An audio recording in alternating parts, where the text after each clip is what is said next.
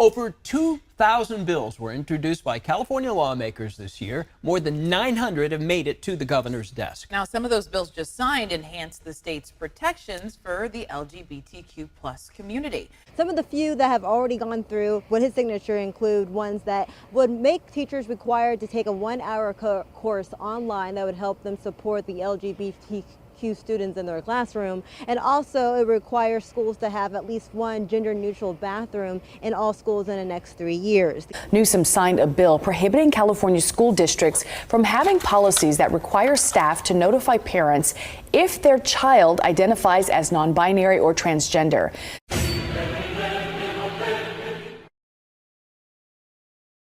I say that's the California way. On the issue of sports, which you bring up, and I know you point out the fact that this actually isn't that big of an issue statistically in the state, but politically, clearly it's a big issue for a lot of people. There was a new poll that came out that showed that 70% of people don't think it's fair for people to be in sports without the gender they're assigned to at birth. How does the state handle that? And what do you Never do you has so agree? much attention been, so few people, never has more attention ever been placed. I've not, in my 30, 40 years of sort of deeper consciousness around social issues, I've never seen more attention paid to so few people. I just asked my staff a simple question. I said, the NC2A, I imagine there's hundreds, maybe thousands of trans athletes. There must be, for all the amount of attention and scrutiny that's being provided. Turns out there are about 520,000 NC2A athletes, 226 or so thousand women. There's a handful. 35 or so.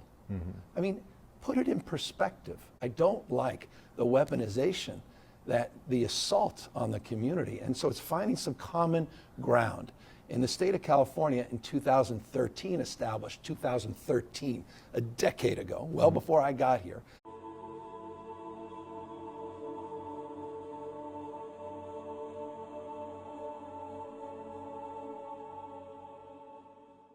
Well before I got here, established a framework, a foundation in terms of the fundamental rights for trans women, trans men, to participate in sports. No, it's just a lie. Everything's a lie. The whole thing is a lie.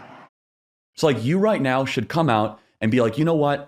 The young man who's about to win the state championship in the long jump in female sports, Right. that shouldn't happen. You as the governor should step out and say no. No, and I appreciate, But like, would you do something like that? Would you say no men in female sports? well, I think it's an issue of fairness. I completely agree with you on that.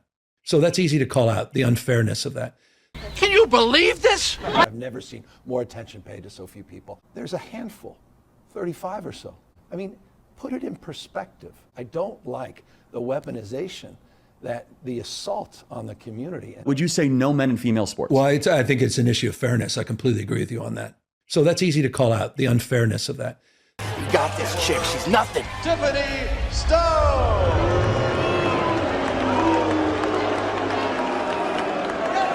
I know you're scared, but I believe in you. You can win this.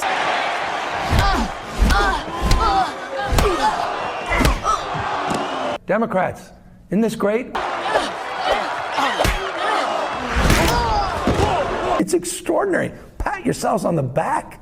But these people are sick people. These are people that I think they hate our country. You want to know the truth?